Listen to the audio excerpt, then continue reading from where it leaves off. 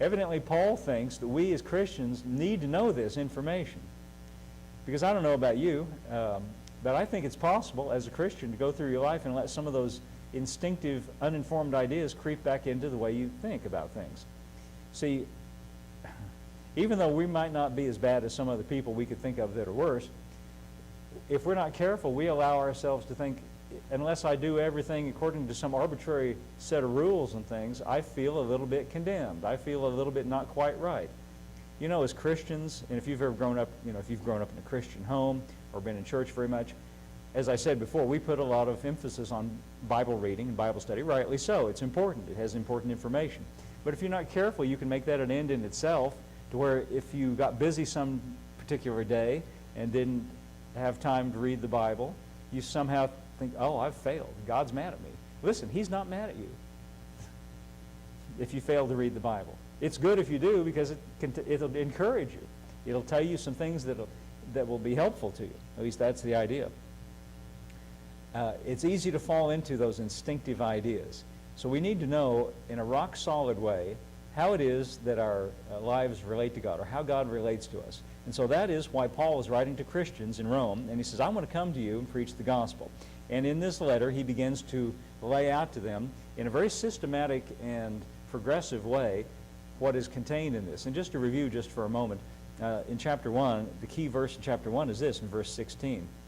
He says, I am not ashamed of the gospel. Now, don't think about that word ashamed in the sense of like we would ordinarily use the word, like he's embarrassed.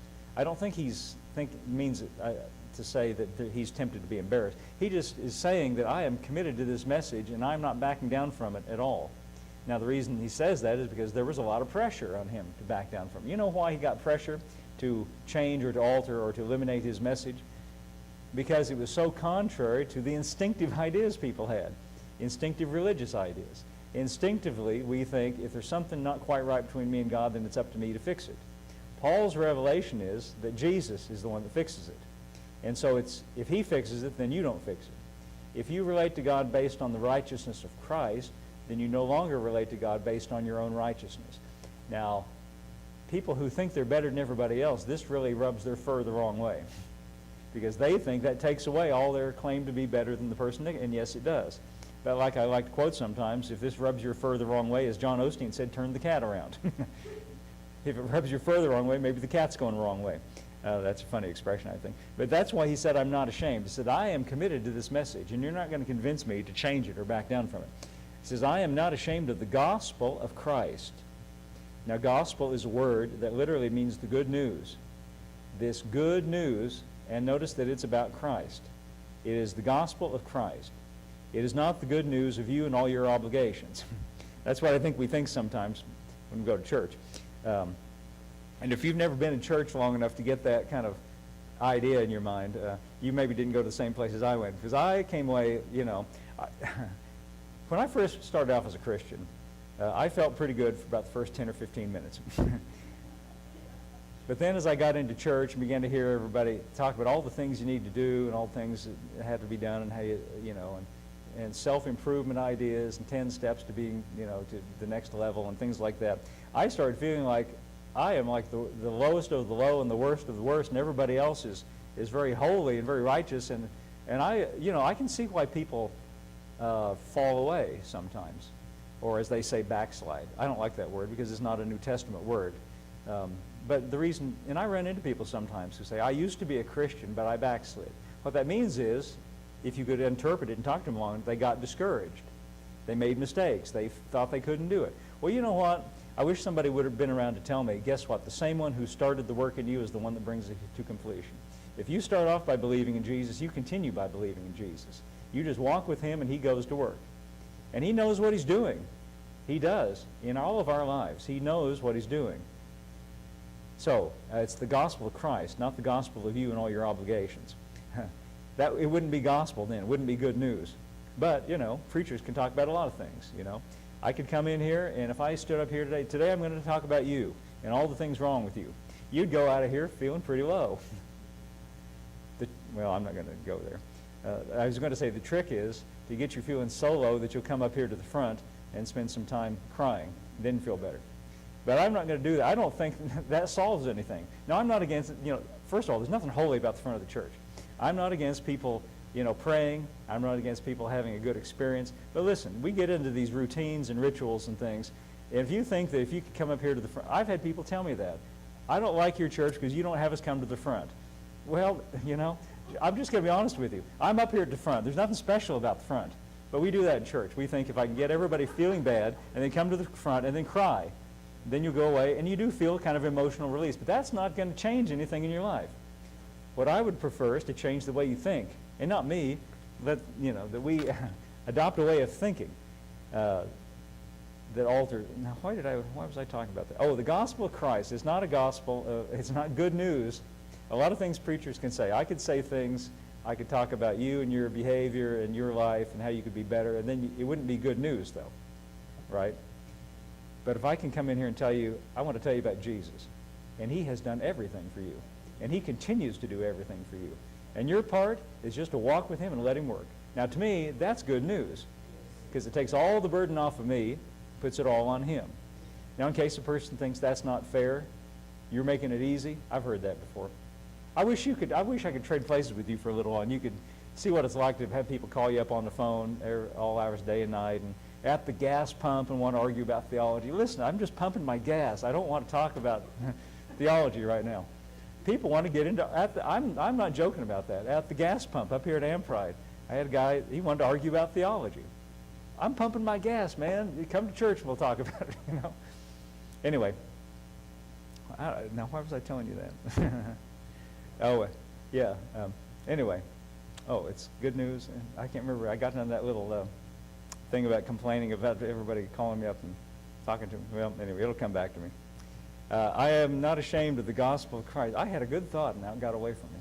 Oh, well. About, what was it? Yeah, good news. Yeah, it's good news. Yeah, well, I can't remember what it was. Well, anyway, yeah, people do call me up on the phone and they get upset because I guess this message of the gospel, when you say it's, oh yeah, you're making it easy. That's what I was told, yeah. If I can tell you that it's not the burden on you, the burden's all on him. He carries the burden, he carries the weight, he's at work in your life, he continues to work, and your part is to trust him and to rely upon him and to cling to him and hold on to him and just walk with him every day and incorporate him into your life and let him work. And it's almost like magic sometimes. You almost can't believe. I shouldn't say that. It's almost unbelievable what he can do if we'll let him do it. But I've heard this. You're making it easy. You're just trying to make it easy for people. Well, you know what? This is not my idea. I read it in Matthew's Gospel, chapter 11, verse 28. Jesus himself said, "Come to me, all ye that labor and are heavy laden, and I will give you rest," he said. "Take my yoke upon you and learn of me, for I'm meek and lowly in heart, and you will find rest for your souls." Then he says, "My yoke is easy. My burden is light." I didn't invent that. I just read it. Yeah. Now, I take him serious about that, don't you? If he says it's easy and light, then it's easy and light. And what I say to people who say it's not, I say, you're yoked up to something other than Jesus. Because he said it's easy and light. And you can get yoked up to other things, other religious things, institutions, dogmas, ideas, doctrines. Well, we always believed it this way. This is the way we believe it. Well, that doesn't matter, What matters is what does he say right here. That's why we read this, because it affects our thinking and changes our mind. I'm not ashamed of the gospel, the good news about Christ. I could amplify that a little bit and say it's the good news about Christ and what he has done for us. In this epistle to the Romans, he spends 8 chapters telling you about the gospel. 8 whole chapters, and he doesn't tell you to do anything. He tells you what Jesus has already done and what it means to you, the fact that he's already done it. Now in chapter 12, then he begins to tell you how to apply it. But he spends 8 whole chapters and doesn't tell you to do anything. It's about Christ. Now notice this. He says meaning this message, the message of the gospel, it is the power of God. Did you see that? It is the power of God unto salvation. Now I think, basically, I know the power of God is something real. But he says the power of God is contained in a message. And as we're going to see in a moment, in our believing of the message, in our believing of it, there's power contained in this message and our belief in it and our trust and reliance on it. It is the power of God unto salvation. Why does he use the word salvation here? I had a woman get mad at me for using that word. Can you believe it? I don't understand sometimes. And I don't know why anybody would get mad anyway. If you have a different idea, I like to hear different ideas, But she was mad at me. This was many years ago, right here in this very building, on a different carpet. It's a very building. Maybe that was the problem.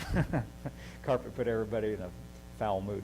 But she said to me after church was over, "Why do you keep using the word salvation?" she said. And I was kind of taken aback and didn't know what to say. What I should have said if I had my wits about me, I said, "Well, I just read it in the book. It's right here. I didn't make it up. Look, I'm just reading." She says, "Why do you keep using the word salvation?" And then she said, "Why? What do I need to be saved for? Isn't God love?" Well, that's all true. He is love.